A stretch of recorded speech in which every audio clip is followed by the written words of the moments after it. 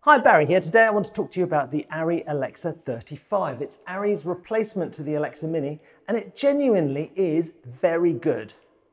After the LF and the Mini LF cameras, which were full frame, Arri's latest offering captures 4.6K in a Super 35 format and includes their first new sensor in 12 years. It's even more modular than the previous Alexa that it replaces, and it can be configured to whatever you want it to be. But however you dress it, be aware that it is Arri's smallest fully featured production camera. With its impressive features, it still weighs 2.6 kilos. Arri spent a lot of time developing the LPL mount, which will be offered on all future Arri cameras. But happily, the Alexa 35 can also be fitted with a PL mount, which means it can be used with the enormous range of modern and vintage spherical and anamorphic film lenses without compromise. I probably don't need to mention this, but full-frame lenses are equally at home with this camera, and perhaps in the future a 0.75 expander might be available, like the Speed Booster concept, to add an extra stop. So if the Alexa Mini camera was such a great camera, why did we need the Alexa 35 at all? In short, 17 stops of dynamic range, amazing low light capability, and real 4K. It offers an extra 1.5 stops in the highlights and an extra stop in the shadows compared with the previous model.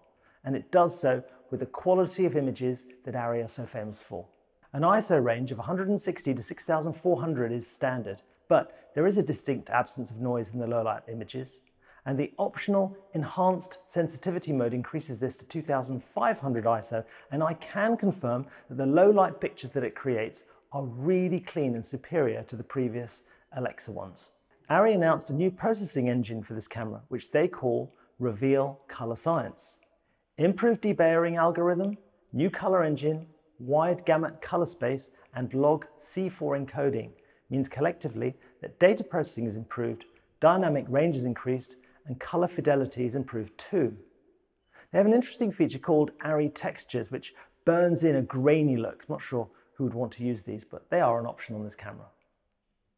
It uses the same codecs compact cards as the Mini LF, and also now includes support for the new 2TB codecs cards, which are really small and is a far cry from the 32GB S/S cards, which were standard fare in the original Alexas.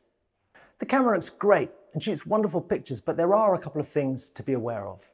Firstly, it draws a huge amount of power, so in common with the Sony Venice 2, it's one of a new breed of cameras designed to run exclusively off 26-volt batteries. These allow a higher power draw at reduced current for a safer operation. Also, data storage, archive and post need to be considered too, because you can only record 26 minutes on a single 1TB drive at 4.6K RAW. So consider instead using the 4444XQ codec instead. It's almost twice as efficient and will record for 43 minutes on the same card. The camera is beautifully designed and will find a lot of fans, but it does cost a lot more than the Alexa Mini though. Most importantly, it has that all-important real 4K badge, which the previous Mini did not, because it only captured 3.2K. However, it is reassuring to see Arri continuing to support the Super 35 format, which so many of us love, and for which so many great lenses exist. Hire it now from VMI.